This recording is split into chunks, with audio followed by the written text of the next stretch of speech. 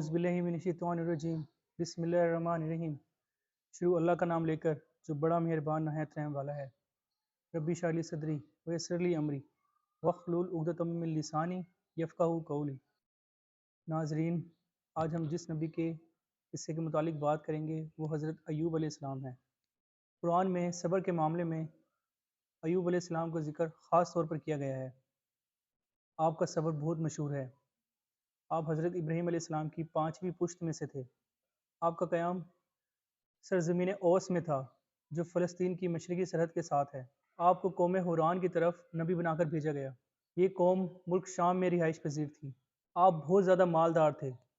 اللہ تعالیٰ نے آپ کو خوب دولت سے نوازا تھا۔ آپ کی بہت زیادہ زرعی زمینیں تھیں، نوکر چاکر تھے۔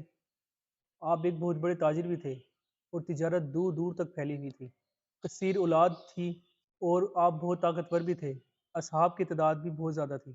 تو اللہ تعالیٰ نے آپ کی آزمائش کرنا چاہی اور آزمائش کا مرحلہ شروع ہوا۔ آہستہ آہستہ آپ کی تمام دولت ختم ہو گئی۔ آپ کی تمام اولاد فوت ہو گئی۔ تمام مویشی وغیرہ بھی ہلاک ہو گئے۔ پھر لوگوں نے بھی ملنا جلنا چھوڑ دیا اور تمام لوگ آپ کو چھوڑ کر چلے گئے۔ آپ بہت زیادہ بیمار ہو گئے۔ صرف آپ کے پاس ایک بیوی رکی جو کہ اجرت پر لوگوں کا کام کرتی اور آپ کی تیمارداری کرتی اور آپ کی خدمت کرتی۔ آزمائش کا یہ مرحلہ 13 سال تک چلا۔ شیطان کو آپ کے صبر سے بہت زیادہ حسد تھا۔ وہ آپ کا صبر تو نہ توڑ سکا، لیکن آپ کی بیوی کے پاس ایک حکیم کی صورت میں آیا اور آپ کی بیوی سے کہا کہ کیا تم نہیں چاہتی کہ تمہارا شوہر صحت مند ہو جائے؟ اگر تم ایسا چاہتی ہو تو میں اس کو شفا دے سکتا ہوں۔ میں تم سے اجرت نہیں لوں گا، بس تم نے ایک کام یہ کرنا ہے کہ جب وہ شفا یاب ہو جائے تو سب کو یہ کہنا ہے کہ اس حکیم نے اس کو شفا دی۔ آپ کی بیوی نے یہ بات جب آپ کو بتائی تو آپ بہت پریشان ہوئے کہ شیطان ان کے گھر تک کیسے آ گیا۔ آپ نے اپنی بیوی کو بہت ڈانٹا اور اس کو کہا کہ جب میں ٹھیک ہو جاؤں گا تو تجھے 100 کوڑے ماروں گا۔ تمام لوگ آپ کو چھوڑ گئے تھے۔ آپ کے صرف 2 ساتھی تھے جو کبھی کبھار آپ کی تیمارداری کے لیے آ جایا کرتے تھے۔ ایک دن ایک ساتھی نے دوسرے سے کہا کہ مجھے لگتا ہے کہ ایوب علیہ السلام نے بہت ہی بڑا گناہ کیا ہے کہ بیماری ابھی تک ٹھیک ہی نہیں ہوئی۔ جب حضرت ایوب علیہ السلام کو یہ بات معلوم ہوئی تو آپ بہت رنجیدہ ہوئے اور آپ نے اللہ سے دعا کی کہ اے اللہ، مجھے یہ تکلیف، یہ پریشانی لگ گئی ہے اور تو تمام رحم کرنے والوں میں سے رحم کرنے والا ہے۔ تو اللہ تعالیٰ نے شفا کا راستہ یوں نکالا، جیسا کہ قرآن میں بھی ہے کہ آپ کو حکم دیا گیا کہ اپنا پاؤں زمین پر مارو۔ یہ ٹھنڈا پانی ہے، پینے کے لیے بھی اور نہانے کے لیے بھی۔ تو آپ نے حکم کی تعمیل کی اور اپنی ایک ایڑی زمین پر ماری تو اس میں سے پانی کا چشمہ جاری ہو گیا۔ آپ اس پانی سے نہائے تو جسم کی ظاہری بیماریاں دور ہو گئیں۔ پھر آپ نے ایک اور ایڑی زمین پر ماری تو ایک اور چشمہ جاری ہو گیا۔ آپ نے وہ پانی پی لیا تو جسم کی اندرونی بیماریاں ختم ہو گئیں۔ آپ مکمل صحت یاب ہو گئے، بالکل تندرست و توانا اور صحت مند اور جوان۔ جب آپ کی بیوی واپس آئی تو اس نے آپ کو دیکھا تو حیران رہ گئی۔ وہ آپ کو پہچان نہ پائی۔ تب آپ نے اس کو سارا ماجرا سنایا تو وہ شکر بجا لائی۔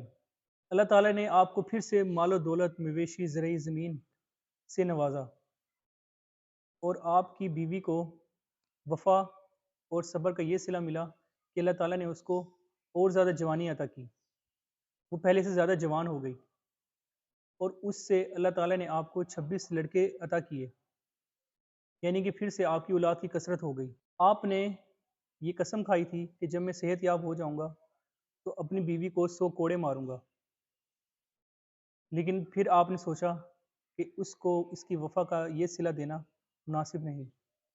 تو اللہ تعالیٰ نے اس کا یہ رستہ نکالا کہ آپ کو حکم دیا کہ کھجور کا ایک خوشہ لو جس میں 100 شاخیں ہوں اور اس کو ایک ساتھ اپنی بیوی کو مارو اور قسم نہ توڑو۔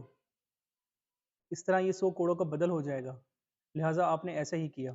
تندرستی کے بعد آپ نے 70 سال کی عمر پائی۔ ہمیں چھوٹی سی مصیبت آ جاتی ہے، پریشانی آ جاتی ہے تو ہم غم زدہ ہو جاتے ہیں اور شیطان کے بہکاوے میں آ جاتے ہیں۔ انسان کو سب سے زیادہ تکلیف کن چیزوں سے ہوتی ہے؟ یہاں حضرت ایوب علیہ السلام کی دولت بھی گئی جس سے انسان کو محبت ہوتی ہے، اولاد بھی گئی جس سے انسان بے انتہا محبت کرتا ہے، طاقت بھی گئی، زمینیں بھی گئی، مویشی بھی گئے، اپنوں نے بھی ساتھ چھوڑ دیا، اور اس سب سے بڑھ کر کہ صحت بھی چلی گئی کہ آپ کہیں آ جا ہی نہیں سکتے تھے، صرف گھر میں رہا کرتے تھے۔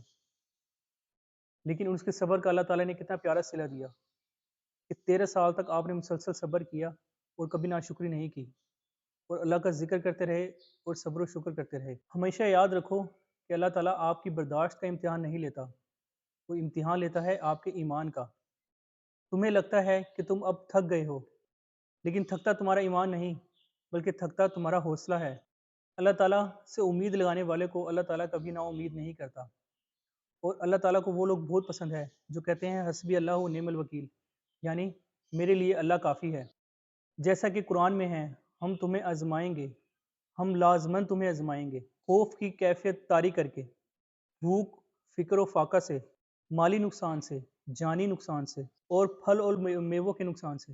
جیسا کہ قرآن میں ہے کہ اے نبی بشارت دیجئے صبر کرنے والوں کو کہ جب ان پر کوئی مصیبت اور پریشانی آتی ہے تو کہتے ہیں اِنَّ لِلَّهِ وَإِنَّ إِلَيْهِ راجعون، یعنی کہ ہم اللہ ہی کے ہیں اور اسی کی طرف لوٹ کر جانے والے ہیں۔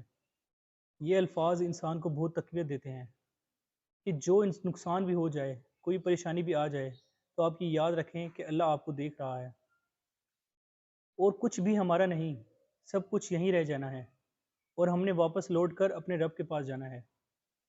تو جو صبر کرے گا، شکر کرے گا، وہ وہاں پر بہتر انعام پائے گا۔ میری دعا ہے کہ اللہ تعالیٰ ہمیں ہر مصیبت، پریشانی، دکھ سکھ میں صابر اور شاکر رہنے کی توفیق نصیب فرمائے۔ آمین۔